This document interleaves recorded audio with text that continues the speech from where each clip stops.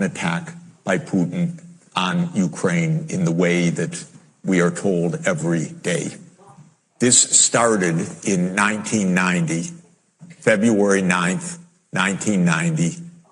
James Baker III, our Secretary of State, said to Mikhail Gorbachev, NATO will not move 1 inch eastward if you agree to German unification, basically ending World War II.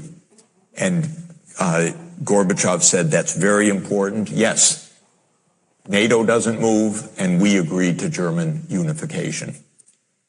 The U.S. then cheated on this, already starting in 1994, when Clinton signed off on basically a plan to expand NATO all the way to Ukraine. This is when the so-called neocons took power, and Clinton was the first agent of this. And the expansion of NATO started in 1999 with Poland, Hungary, and Czech Republic. At that point, Russia didn't much care. There was no border other than with the Königsberg, but other than that, there was no direct threat. Then the U.S. led the bombing of Serbia in 1999. That was bad, by the way, because that was a use of NATO to bomb a European capital, Belgrade, 78 straight days to break the country apart. The Russians didn't like that very much. But Putin became president, they swallowed it, they complained, but even Putin started out pro-European, pro-American, actually asked maybe we should join NATO when there was still the idea of some kind of mutually respectful relationship. Then 9/11 came, then came Afghanistan, and the Russians said, yeah, we'll support you, we understand, to root out terror. But then came 2 other decisive actions. In 2002, the United States unilaterally walked out of the anti-ballistic missile treaty. This was probably the most decisive event, never discussed in this context. But what it did was trigger the U.S. putting in missile systems in Eastern Europe that Russia views as a dire, direct threat.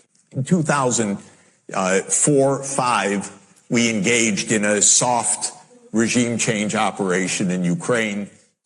But in 2009, Yanukovych won the election, and he became president in 2010 on the basis of neutrality for Ukraine. That calmed things down because the U.S. was pushing NATO, but the people of Ukraine on the opinion polls didn't even want to be in NATO. They knew that the country is divided between ethnic Ukrainian, ethnic Russian. What do we want with this? We want to stay away from your problems. So in February 22nd, 2014, the United States participated actively in the overthrow of Yanukovych. A typical U.S. regime change operation, have no doubt about it. And the Russians did us a favor. They intercepted a really ugly call between Victoria Nuland, my colleague at Columbia University now, between her and the U.S. ambassador to Ukraine, Jeffrey Sachs, who's a senior State Department official till today. And they talked about regime change. They said, who's going to be the next government? All of this is to say, the U.S. then said, okay, now NATO's really going to enlarge. And Putin kept saying, stop. You promised no NATO enlargement.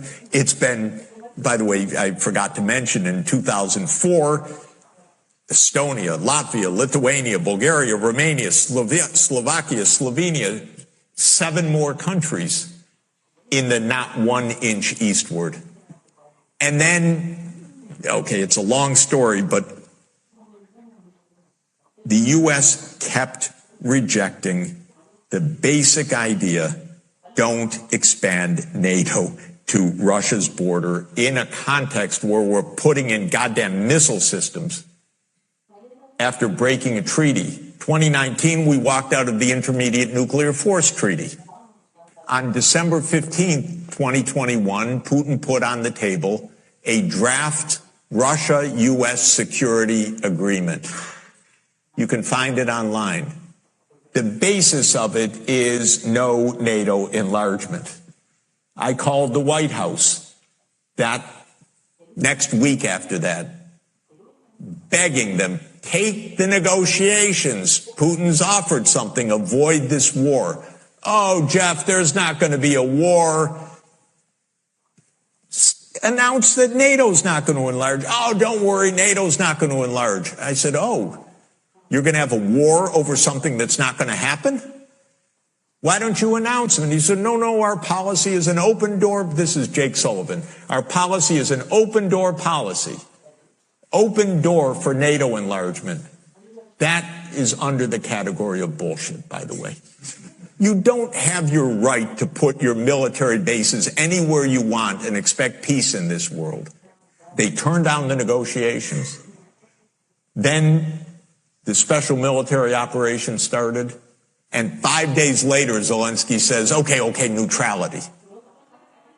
And then the United States and Britain said, no way. You guys fight on. We got your back. We don't have your front. You're all going to die. But we got your back as we kept pushing them into the front lines. That's 600,000 deaths now of Ukrainians since Boris Johnson flew to Kyiv to tell them to be brave.